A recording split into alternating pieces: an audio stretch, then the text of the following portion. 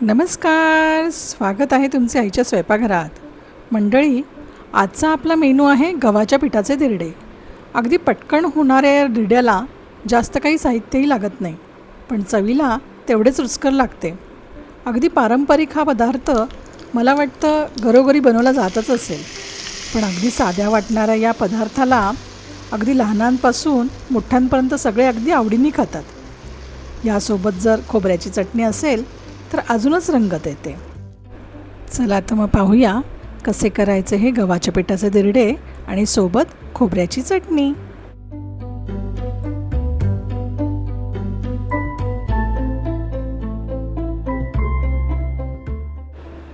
एका मिक्सिंग बाउलमध्ये गव्हाचं पीठ घेऊया, त्यात जाड रवा टाकूया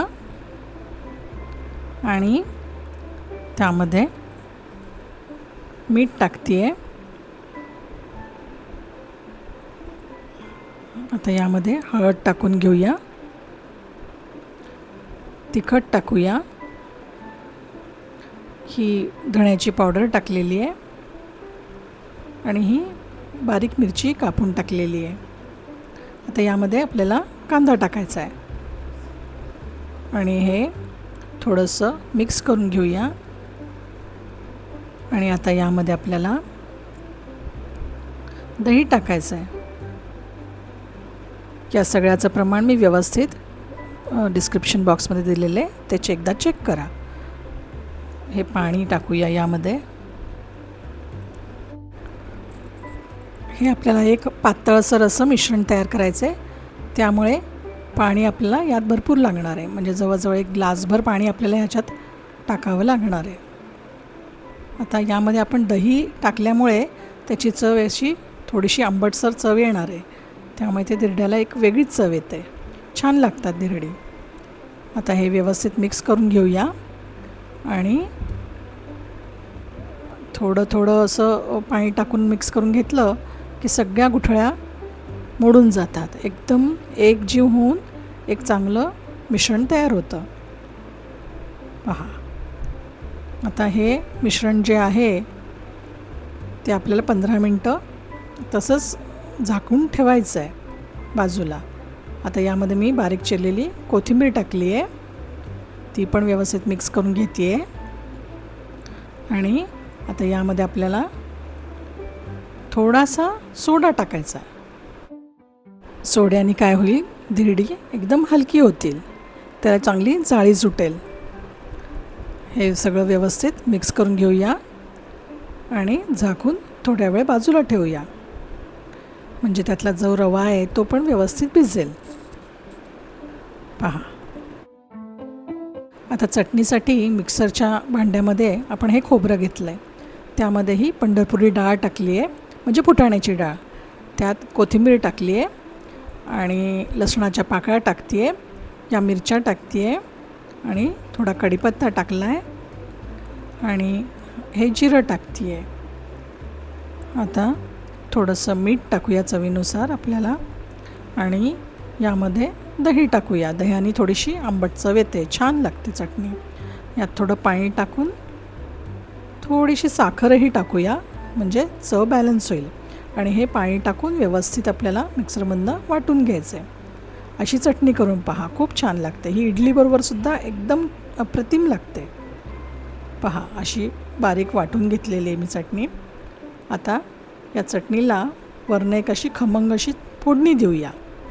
तर फोडणीच्या भांड्यामध्ये तेल घेते आहे. तेल तापलं की त्यामध्ये मोहरी टाकायची.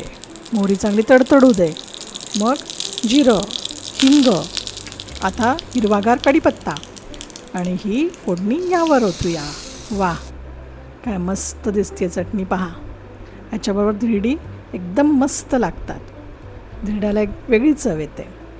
पहा, आपलं हे पीठ व्यवस्थित भिजलेलं आहे. यात थोडंसं आपण पाणी ओतूया, म्हणजे कसं आपल्याला ते व्यवस्थित पसरवता येईल. आणि अगदीच चुरचुरीत तुम्हाला हवी असतील ना, जाळीदार चुरचुरीत, तर एकदम पातळ बनवायचं. पण इथे मी थोडंसं मीडियम ठेवलेलं आहे आणि तशी धिरडी बनवते आहे. अगदी जाळीदार तुम्हाला हवी असेल तर पातळ करता येईल. आधी तवा जो आहे तो चांगला तापून घ्या, त्यातनं असं धूर निघाला पाहिजे, म्हणजे तो सीझन होतो. कधी बघा पोळीसुद्धा करताना पहिला तवा चांगला तापून घ्यायचा, म्हणजे ते चिटकत नाही.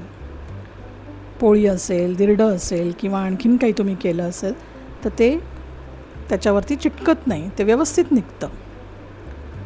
पहा, आता मी तुम्हाला दाखवते यातनं कसे धूर निघतो आहे. आता आपला तवा तयार आहे.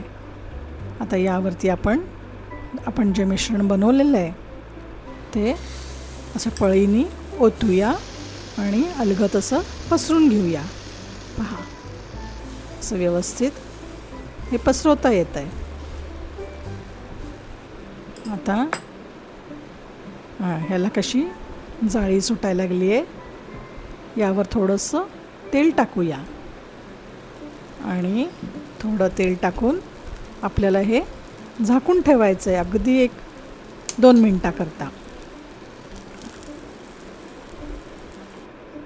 झाकण उघडून पाहूया. वा, किती सुंदर रंग आला आहे.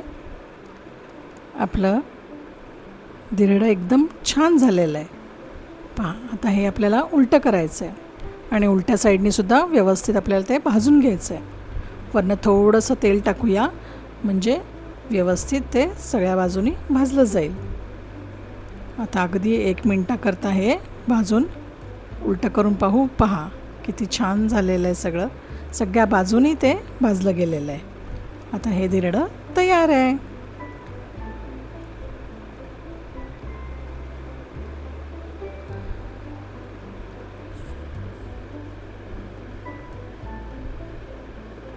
असंच मी तुम्हाला दुसरं पण एक टाकून दाखवते.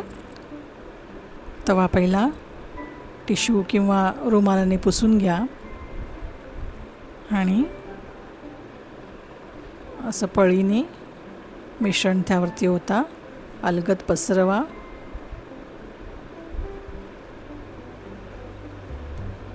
पसरून झालं की त्यावरती थोडंसं तेल असं चमच्याने आपल्याला टाकायचं आहे आणि त्यानंतर झाकण ठेवायचं आहे. अगदी 1 ते 1.5 मिनटाकरता झाकण ठेवायचं आणि उघडल्यावर असं पहा, असं व्यवस्थित ॲक्च्युली शिजलेलं असतं, पण ते आपल्याला उलट्या बाजूने सुद्धा भाजून घ्यायचं आहे. पहिल्यांदा आपण तेल टाकूया आणि मग उलटं करूया. पहा, सगळ्या बाजूनी व्यवस्थित सुटतं. छान रंग आलेला आहे. आता अगदी 1 मिनटाकरता व्यवस्थित भाजून घेऊ. वाटलंच तर थोडंसं अगदी ड्रॉप तेल तुम्ही टाकू शकता, म्हणजे व्यवस्थित भाजलं जाईल. पहा, किती छान झालं आहे. हे आपलं दिरडं तयार आहे. आता सर्व करूया. पहा, चटणी त्याच्याबरोबर तोंडी लावायला सॉसही घेऊ शकता आणि ही दिरडे किती छान दिसत आहेत. तुम्ही करून पहा असे गव्हाच्या पिठाची दिरडी आणि चटणीही त्यासोबत करून पहा आणि कसं झालं ते मला नक्की कळवा. व्हिडिओ आवडला असेल तर लाईक करा, माझ्या चॅनलला सबस्क्राईब करा. पुन्हा भेटूया पुढील व्हिडिओमध्ये. तोपर्यंत धन्यवाद.